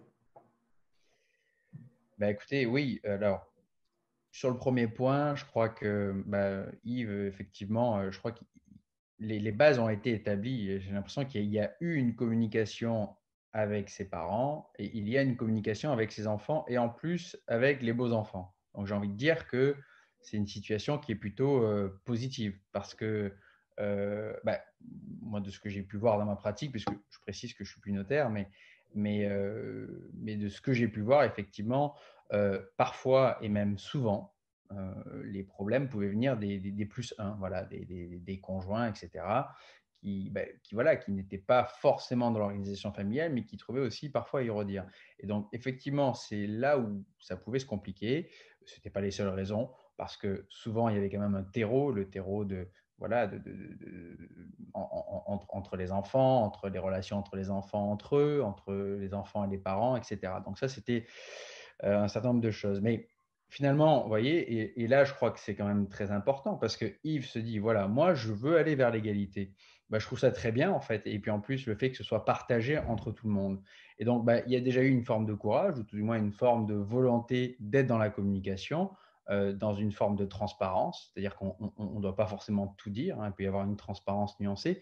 Mais en tous les cas, le fait est que le résultat semble être positif. Et je crois que c'est ça qui est important. Et donc après, je ne sais pas comment Yves s'est organisé, mais j'imagine qu'il y a peut-être des donations qui ont été effectuées, un testament, des assurances-vie, etc., pour organiser en fonction de ce que lui et son épouse souhaitent, parce qu'il y a aussi une protection du conjoint survivant. Je crois qu'on parle beaucoup des enfants, mais il y a quand même aussi souvent un conjoint qu'on veut avant toute chose protéger. Et donc ça, c'est aussi important. Et puis ensuite, arriver à une égalité, une équité, peu importe, j'ai envie de dire. L'idée, c'est d'arriver à une forme d'accord. Voilà. Et dans tous les cas, je crois que c'est ça qui est important. Alors, quand au début, je parlais d'équité et du courage qu'il faut avoir, peut-être plus que lorsqu'on va dans l'égalité, moi, je voulais, pour précision, c'était pour dire lorsqu'on ne fait pas, on ne prend pas, on va dire, le choix, on ne fait pas le choix d'aller vers quelque chose vers une communication, comme Yves l'a fait. Mais dans la mesure où je crois qu'on a cette démarche-là, j'ai envie de dire qu'on remplit finalement le résultat vers lequel on souhaite aller. Parce que je crois que finalement, tout le monde souhaite aller vers quelque chose qui puisse être pacifique, qu'on soit là ou qu'on soit plus là. Et donc, alors, en deuxième point, sur la communication, je crois qu'il n'y a pas de miracle, et c'est ce qu'on avait déjà dit, Bernard. Je crois que la communication, c'est quelque chose, dans la mesure du possible, qu'on peut essayer de faire dans le groupe familial. Et puis, si ce n'est pas possible, peut-être essayer de voir qui est-ce qui pourrait nous aider. Alors, ça peut être effectivement le notaire, ça peut être le conseil patrimonial au sens large, ça peut être peut-être des psychologues, des psychogénéalogistes, enfin, j'en sais rien, mais il y a toute une série de personnes, de professionnels qui peuvent être là aussi pour aider à ces réflexions-là, avec des problématiques différentes. Quand on est sur la transmission d'une entreprise familiale, on va avoir des considérations qui seront tout autres que lorsque je suis sur la transmission d'un patrimoine et que j'étais un professionnel libéral. Voilà. En tous les cas, effectivement, alors parfois on va être totalement décorrélé du patrimoine, on sera vraiment sur des choses qui sont peut-être plus immatérielles. Souvent, c'est vrai que le patrimoine peut être un sujet de discorde, mais à bien y réfléchir, et je crois que c'est quand même ça qui mérite d'être analysé, il y a souvent quelque chose qui se cristallise hors du patrimoine. Le patrimoine, c'est un peu l'élément sur lequel on peut se battre. Et surtout une fois que le défunt n'est plus là. Et je crois que c'est là où on ose peut-être dire des choses qu'on n'a pas osé dire avant pour différentes raisons. Et l'idée, ce n'est pas d'analyser ça, mais voilà, en tous les cas, je crois que… Je vais devoir vous arrêter, Charles-Henri, parce que là, on est très, très, très en retard. Donc, oui. J'ai essayé de préparer une conclusion et je voudrais savoir si vous y adhérez ou pas. Donc, de ce que j'ai entendu et des différents échanges qu'on a pu avoir, voilà la conclusion à laquelle j'arrive. Parler pour arriver à une forme d'accord et ensuite équité, égalité ou un mixte n'aura plus vraiment d'importance. Yves, qu'est-ce que vous en pensez? Je suis complètement d'accord. Complètement d'accord. C'est gentil. Autrement, je vais dire à la limite, il faut que ça soit une démarche qui soit, quelle qu'elle soit à la limite. Mais il faut avoir, effectivement, alors là c'est pas forcément du courage, mais c'est une obligation, qu'elle soit expliquée, partagée. Et être attentif aux réactions des autres, puisque finalement, c'est eux les clients. Hein. Donc, si le client ne comprend pas, c'est qu'il y a un problème. Donc, je suis d'accord avec ça. Charles-Henri? Bah oui, je suis tout à fait d'accord et je pense que voilà, on est dans une démarche d'échange, de communication, de transparence dans une certaine mesure. Et puis au terme de cela, d'accord. Et j'ai envie de dire que c'est un peu la vie finalement. Très bien. Voilà, et ben c'est sur ce mot de la fin que je vais vous quitter. C'était passionnant. On a beaucoup dépassé notre temps, mais bon, les auditeurs, j'espère, ont apprécié et nous pardonneront, surtout ceux qui attendent les nouvelles du soir. Prochaine émission l'année prochaine. À très bientôt. Merci. Au revoir à tous. La French Radio. Portugal.